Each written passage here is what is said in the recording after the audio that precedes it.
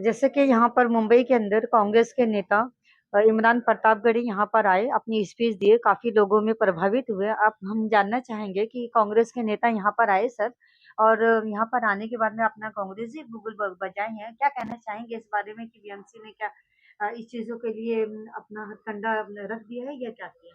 नहीं, हथकंडा नहीं। अभी मुंबई कांग्रेस बीएमसी चुनाव की पूरी तैयारी में है और हमने जो है खास करके हर डिस्ट्रिक्ट में एक बड़ी सभा करने की तैयारी कर रखी है और उसकी पहली कड़ी दक्षिण मुंबई से शुरू हुआ, जिसमें हमारे नेता इमरान प्रतापगढ़ी साहब जो हमारे सांसद भी हैं और इस मुल्क की एक आवाज़ हैं, खास करके उनकी जो गरीबों की और दूसरे साथियों की वो हमेशा मदद को देश भर में लगे रहते हैं। लेकिन उन्होंने एक पूरी ताकत के साथ मुंबई में चुनाव अभियान की शुरुआत कर दी है और उन्होंने जनता के सामने भी प्रॉमिस किया है, पार्टी लीडरशिप को भरोसा दिलाया है कि मैं पूरी ताकत से बीएमसी इलेक्शन में मुंबई में रहूंगा और मुंबई की तमाम सीटों पर जबरदस्त चुनाव लड़ूंगा और लड़ाऊंगा और जिता के लाऊंगा और महापौर कांग्रेस का इतने सालों के बाद बैठाने की पूरी ताकत से। तो उसी की कड़ी में पहली सभा उनके नेतृत्व में हुई और आपने देखा होगा कि बहुत ही शानदार सभा कांग्रेस की, जो बिल्कुल इधर किसी भी पार्टी की इतनी बढ़िया सभा अभी तक नहीं हुई। और मुंबई का जनमानस जो है वो मन बना चुका है कि हमें कारपोरेशन में कांग्रेस को लाना है, क्योंकि कांग्रेस ही एक ऐसा विकल्प बचा है इस देश में, इस राज्य में, जो इनका भविष्य बदल सकता है, जो उनकी जरूरत को पूरा कर सकता है, जो उनके लिए काम कर सकता है, जो उनकी आज की जो जरूरियात है उसको कारपोरेशन में कैसे पूरा करना चाहिए, ये सिर्फ और सिर्फ कांग्रेस कर सकती है। क्योंकि आपने देखा कि 4-4 सालों से चुनाव नहीं करा रहे हैं, उससे 5 साल पहले भी इनकी सरकार थी। तो जिस तरह का लूट खसोट इन्होंने किया है, बिल्कुल नंगा कर दिया है कारपोरेशन को, खाली कर दिया है कारपोरेशन को। उसी सब विषयों को लेकर इमरान प्रतापगढ़ी ने हमारी मुंबई अध्यक्षा वर्षा गायकवाड़ और हमारे दोनों तीनों आमदार और हमारे दूसरे तमाम कांग्रेस जन बहुत ही मजबूती के साथ अन्ना भाऊ साठे हाल में एक शिविर का आयोजन किया और उसमें जो है हजारों की संख्या में कांग्रेस जन पहुंचे और उसी तरह की सभाएं मुंबई के अलग अलग जिलों में होंगी, फिर उसके बाद सभी ब्लॉक में होगी। हर लीडर जो कांग्रेस में है वो जनता तक पहुंचेगा, हर तरह की चीजों की जो जरूरत होगी कांग्रेस जनों के साथ मुंबईकरों को, उसको पूरा करने का काम करेगा। सर, बीएमसी इलेक्शन में वक़्त हो गया है, अभी तक का कोई इलेक्शन के अंदर बहुत ज़्यादा वक़्त हो गया, और इस बार जो मानपुर है, गोंडी है, उसके अंदर के कांग्रेस पार्टी अपने वहाँ पे नेतृत्व में ये इलेक्शन में लोगों को खड़ा करने की तैयारी करेगी? बिल्कुल, एकदम सीधी-सी बात है, क्योंकि हमारे दोनों लीडरों ने, बल्कि हमारे जो केंद्रीय नेतृत्व है उन्होंने भी, प्रदेश ने भी, मुंबई अध्यक्षा ने भी सबको बता दिया है कि हम 227 वार्डों में अकेले दम पर कांग्रेस चुनाव लड़ेगी और हर जगहों पे लड़ेगी और पूरी ताकत से लड़ेगी।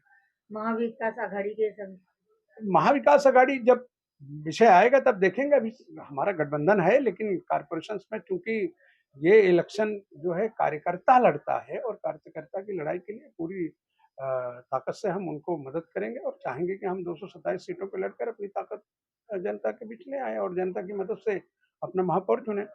इलेक्शन में दिन ब दिन आगे पे आगे बढ़ाते गए हैं और बीएमसी इलेक्शन के लिए।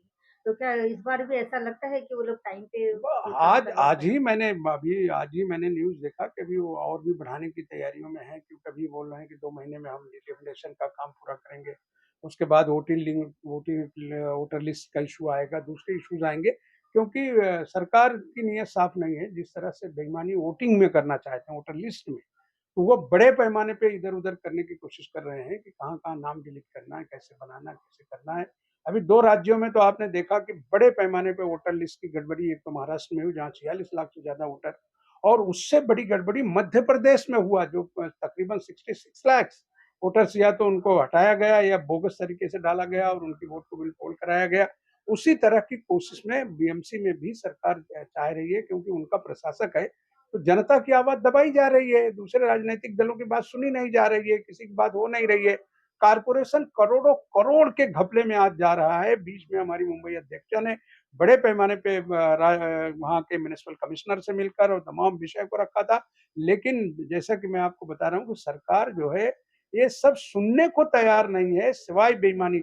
हमेशा से कारपोरेशन में 50,000 करोड़ से लेके 90,000 करोड़ तक की एफडी होती थी, जो आए कभी भी इमरजेंसी के दिनों में मुंबईकरों के लिए काम आती, लेकिन इस सरकार ने 2.5 साल के अंदर सारी एफडी तोड़ के सब खाली कर दिया है, काम दिखाने के नाम पे लूट मचाया है इस सरकार ने और उसको जवाब देना होगा और कॉर्पोरेशन में वो बुरी तरह हारेगी सरकार को हम पछाड़ेंगे और जनता के हित में जो भी चीज़ें हैं उनको लेके जनता के बीच जाएँगे। मुंबई का अगर देखा जाए तो मुंबई के अंदर जो सड़कें हैं आज भी खड्डे में भरी हुई है, पानी भरा हुआ, बारिश का सीजन है। तो सरकार उसके लिए कोई भी उपलब्धि नहीं कर रही है। जब देखो जब बारिश आती है, जब कहीं न कहीं गहरा हो जाता है।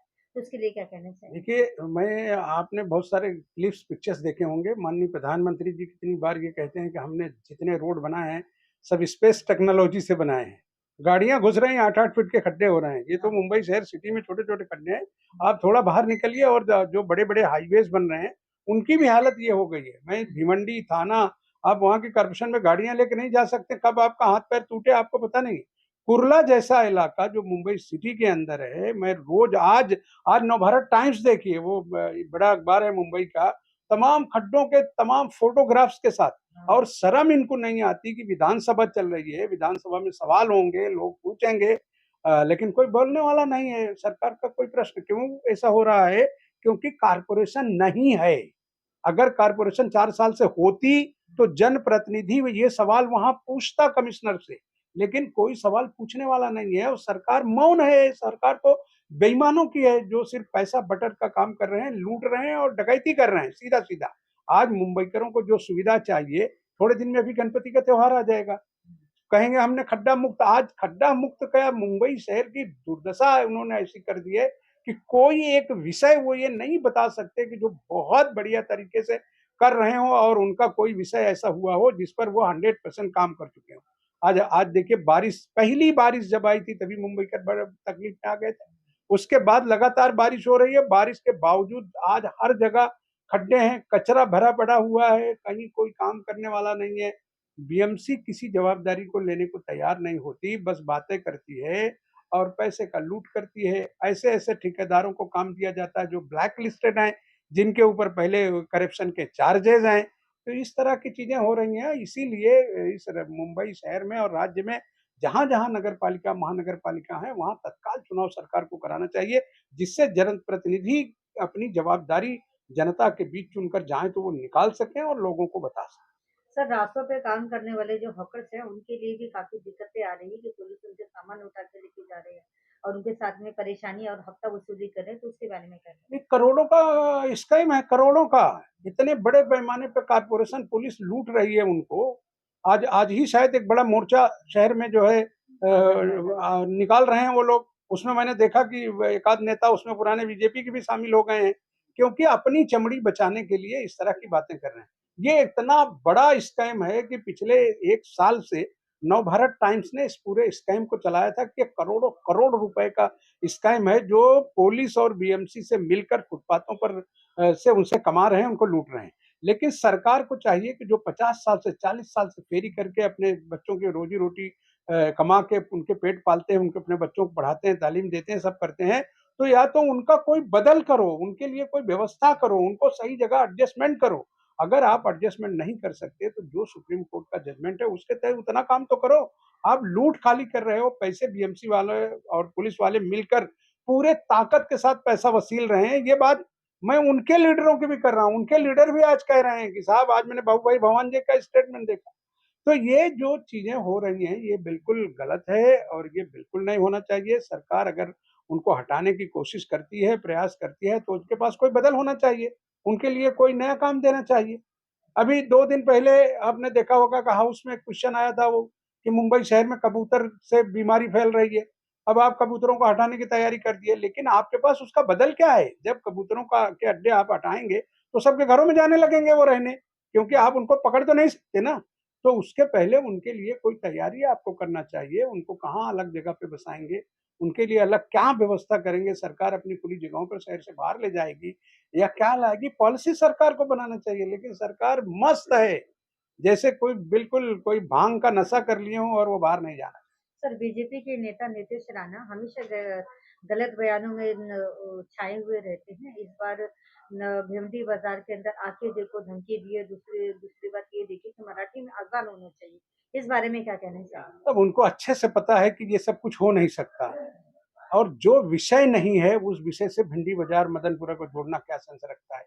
अब अजान जो है, वो ट्रांसलेट तो नहीं हो सकता मराठी में, क्योंकि अजान ही एक ऐसी चीज़ है जो अरबी में कुछ चंद लफ्ज़ हैं, जिनको जो है नमाज़ के लिए लोग बुलाते हैं। उस चीज़ को सुप्रीम कोर्ट एक्सेप्ट करता है, उस चीज़ को हाई कोर्ट एक्सेप्ट करता है। अब इनके पास कोई विषय नहीं है लोगों के बीच जाने का, तो आपस में नफ़रत बाँट रहे हैं। आपस ही में ये लड़ाने की बात करते हैं कि वहाँ जाके बात करें। भाई वहाँ भी शानदार मराठी बोलने वाले मुस्लिम हैं सारे इलाकों में। शानदार तरीके से वहाँ हमारी बहनें, भाई सभी अच्छी मराठी बात करते हैं। तो आप ये लड़ाई करने का काम, क्योंकि आप निकम्मे हैं, आप कोई चीज़ कर नहीं सकते, आप लोगों की व्यवस्था नहीं कर सकते, लॉ एंड ऑर्डर मेंटेन नहीं कर सकते, तो आप इस तरह की चीज़ें करिए जिससे आपको कुछ मिले, क्योंकि आपने श शहर को कोई डेवलपमेंट दिया नहीं, शहर को आपने कोई नया काम दिया नहीं, शहर के साथ आप कोई न्याय कर नहीं रहे हैं।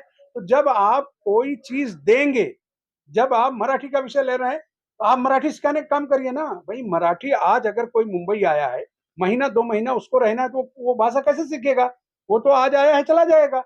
लेकिन जो 30 साल से, 40 साल से, 50 साल से मुंबई में रहते हैं, 90 से % से ज़्यादा लोग मराठी बोलते हैं, लिखते हैं, उसमें कारोबार करते हैं। दूसरी चीज़ ये कि सरकार की पॉलिसी बनना चाहिए ना। सरकार की पॉलिसी जो है, आप दूसरी भाषा लाके यहाँ उसको राजनीति करना चाहेंगे, तो कैसे होगा? जब स्कूलों में मराठी फिक्स होगी, तो जो बच्चा पढ़ने जाएगा वो मराठी सीख के ही आएगा ना। अब अगर आज आप किसी को लाठी डंडा मार कर या जबरदस्ती करके आप कहेंगे कि आप मराठी सीख लो, कैसे सीखेगा वो? आप उसको सीखने की व्यवस्था करिए, उसको समझ दीजिए कि भाई आपको यहाँ मराठी सीखना है। किसी ने ये नहीं कहा है कि हम मराठी नहीं सीखना चाहते। हर जो इस राज्य में रह रहा है, उसके बच्चे यहाँ बड़े हो गए, वो मराठी सालों में जा रहे हैं या दूसरे सालों में जा रहे हैं। अच्छा, आपने जितने डेवलपमेंट किया है एजुकेशन पे, 90% मराठा शाला आप बंद कर रहे हैं, सारे मराठी 6,700 से ज्यादा स्कूल महाराष्ट्र में मराठी के बंद हो गए। किसकी जिम्मेदारी है? सरकार की जिम्मेदारी है। सरकार अपनी जिम्मेदारियों से भाग रही है। जब वो कॉन्वेंट के स्कूलों में जाएंगे 5 के बाद, अगर उनको मराठी पढ़ाएगा तो कहां से सीखेंगे वो? तो उनको सिखाने के लिए व्यवस्था पहले से करो ना। अगर आप ईमानदारी से इंटरेस्टेड हैं, सरकार में क्या देश भर के सारे नेताओं ने मिलकर मराठी को अभिजात का दर्जा दिलाया ना, सारे लोग चाहते हैं और हर आदमी चाहता है कि हम जिस राज्य में हैं, जहाँ हैं, हम महाराष्ट्र में हैं, तो हम चाहेंगे कि हम शानदार मराठी बोलें।